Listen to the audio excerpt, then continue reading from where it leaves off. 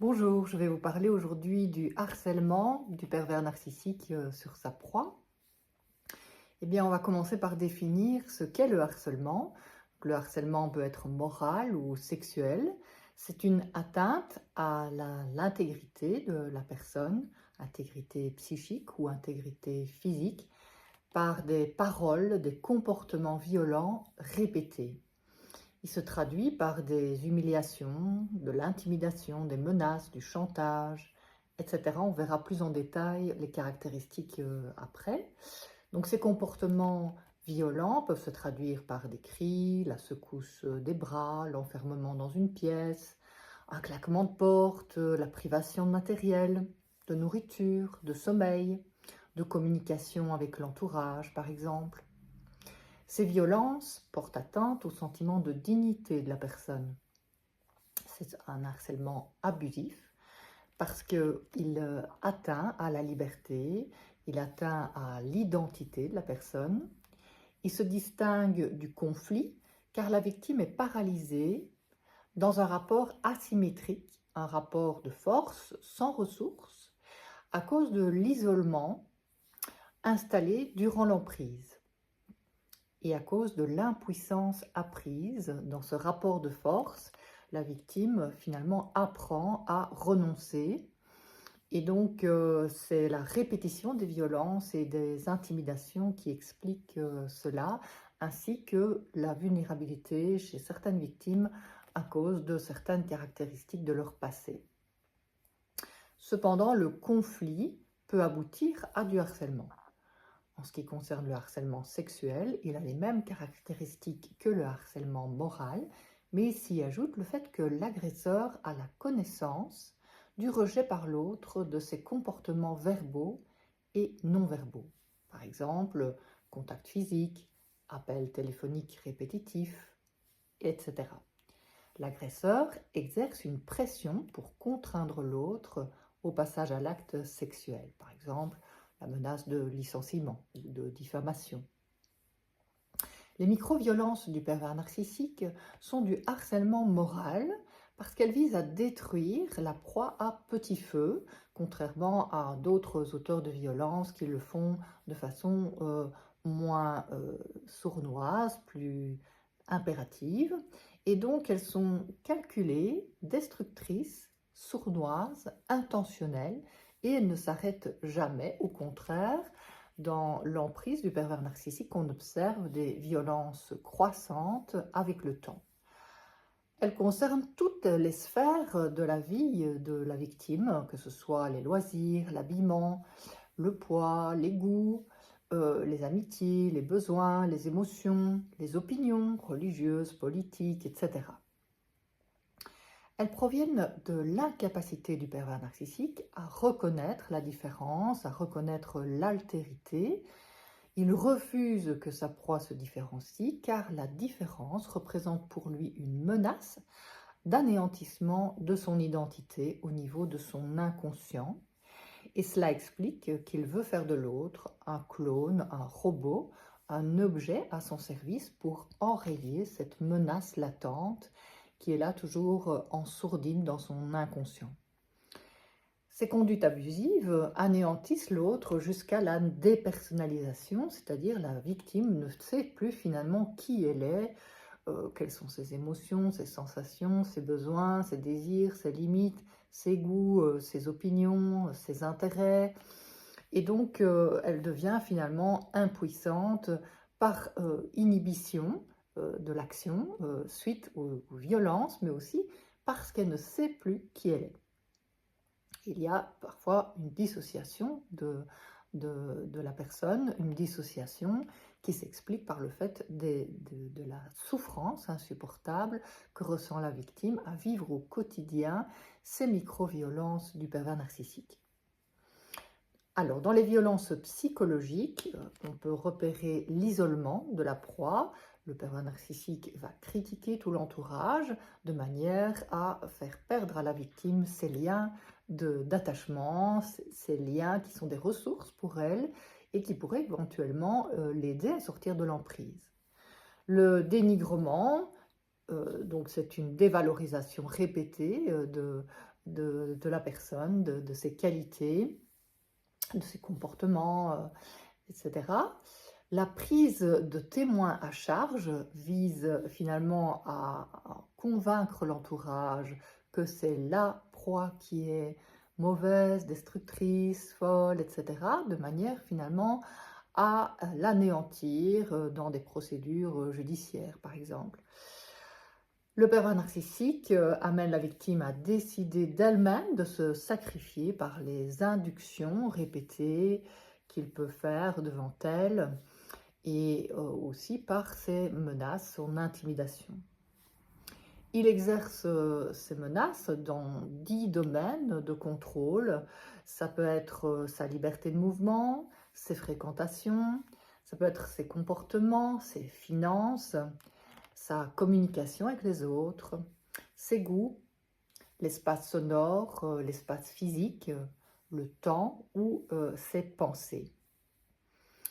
On peut aussi observer comme violence psychologique le refus d'aider, sauf par intérêt. Dans ce cas-là, il va faire mine d'être altruiste, mais c'est juste pour impressionner, pour faire croire à l'autre qu'il est parfait. Il trompe et manifeste une jalousie pathologique par un contrôle constant de la victime. Au niveau des violences verbales, nous pouvons identifier le chantage, qui est l'usage de la contrainte ou de formules conditionnelles pour y arriver, c'est-à-dire, par exemple, si tu ne t'occupes pas de toute la gestion du ménage, eh bien, je m'en vais. C'est comme tu veux, voilà, il va utiliser, par exemple, faire croire à la victime que c'est comme elle veut, mais en réalité, si elle ne fait pas ce qu'il veut, eh bien, à ce moment-là, il menace, par exemple, de la quitter. La dévalorisation, donc par exemple, tu imagines la profondeur de ta connerie, ou bien la sape, réduire l'autre à zéro au niveau de son enthousiasme, de sa joie de vivre, par exemple, tu crois que vraiment ton stage va intéresser quelqu'un. La contradiction, elle vise à avoir le dernier mot, en niant l'identité de l'autre. La critique, elle vise également à nier l'autre dans sa différence. Tu as de nouveau oublié d'assaisonner comme d'habitude. L'accusation, elle rejette la responsabilité sur l'autre. Par exemple, j'ai raté mon train car je dois tout faire à ta place ici. L'humour cynique, c'est pour rire, tu n'as vraiment pas d'humour. La diversion, elle évite de donner des informations afin de ne pas résoudre un conflit en changeant de sujet. Par exemple, si on passait à table au lieu de discuter de ses peccadilles. L'oubli vise à nier l'importance de l'autre, par exemple l'oubli de son anniversaire, d'un événement important. La retenue permet de ne pas révéler ses pensées, ses intentions, afin de garder le pouvoir sur l'autre. La culpabilisation vise à rendre l'autre coupable. Par exemple, tu aurais pu faire mieux, c'est une erreur de plus dans ce dossier. Le discrédit minimise la violence, ce n'est rien du tout, arrête de faire du cinéma. Le déni est le refus de la réalité des faits, par exemple, je n'ai jamais dit ça. L'humiliation publique, c'est une violence verbale, mais en public. Les insultes, imbécile, tu n'es pas capable de rien. La dramatisation, c'est horrible ta présentation ce soir.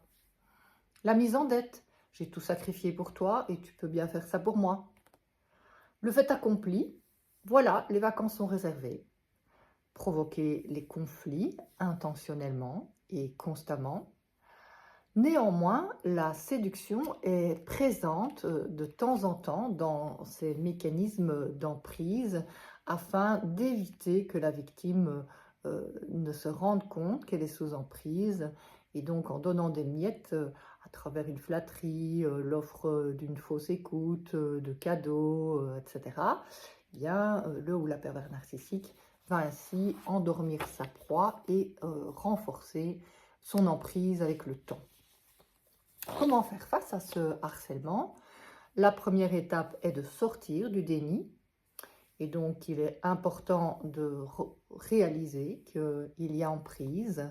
Il est important de réaliser les séquelles de ce harcèlement moral au quotidien, donc au niveau de la perte des ressources, qu'elles soient relationnelles, psychologiques, émotionnelles, les ressources financières, matérielles, les ressources physiques, la santé se dégrade également. Et donc, là, c'est important, en prenant conscience justement que ces ressources sont en train de s'épuiser, que la victime peut prendre conscience qu'elle vit une relation destructrice et que cette domination est en train de l'anéantir.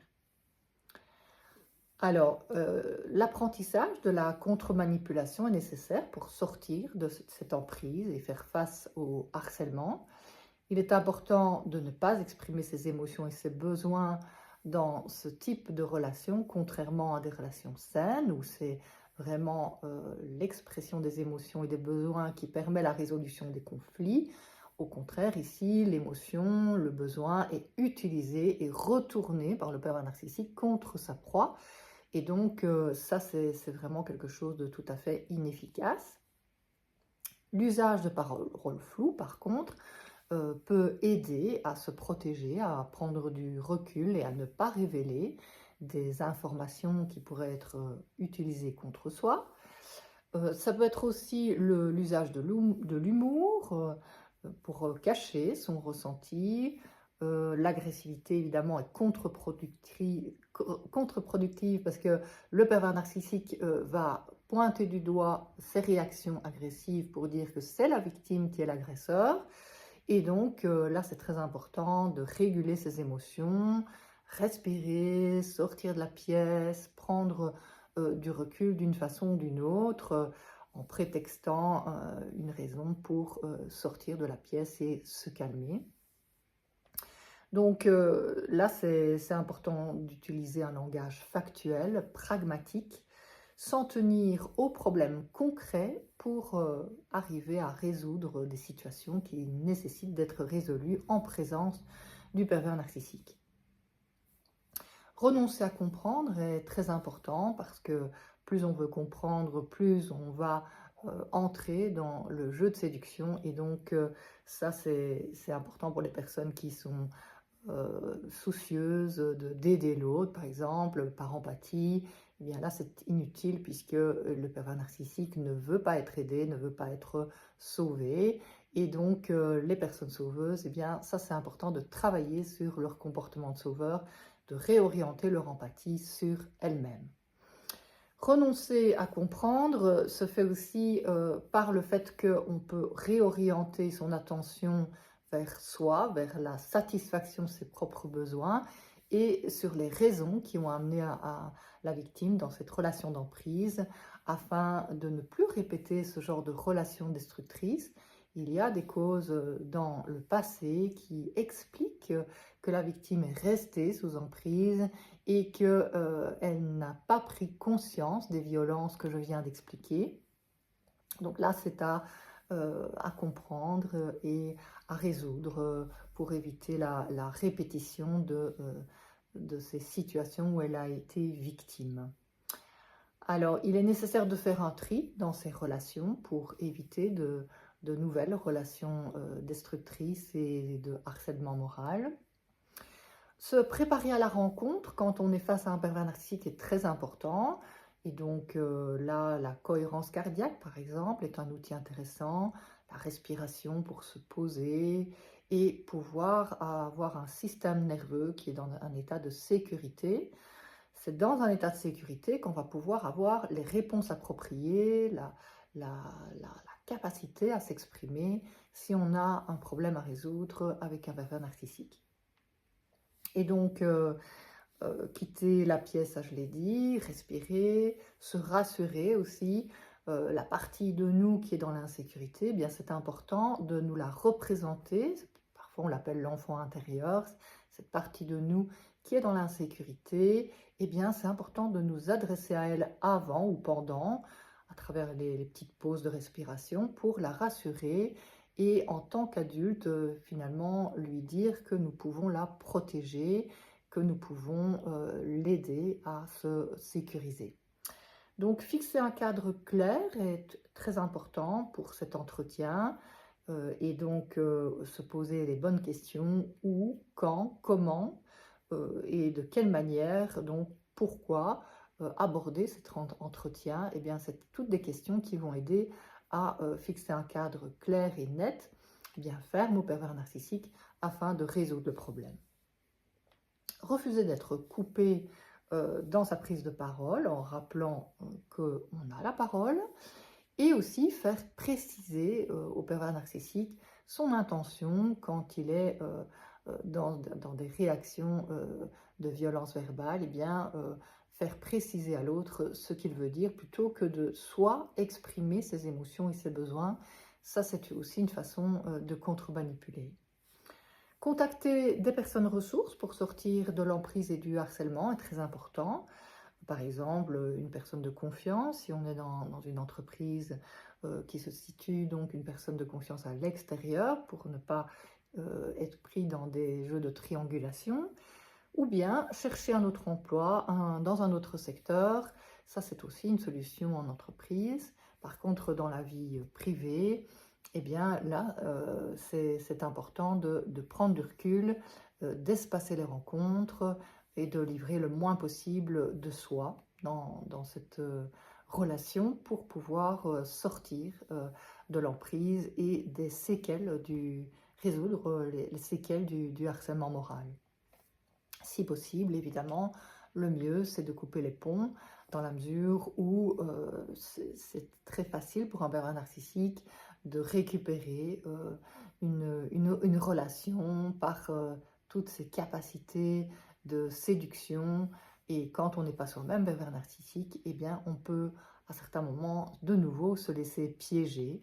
Donc, prendre du recul permet, en coupant les ponts, de se protéger.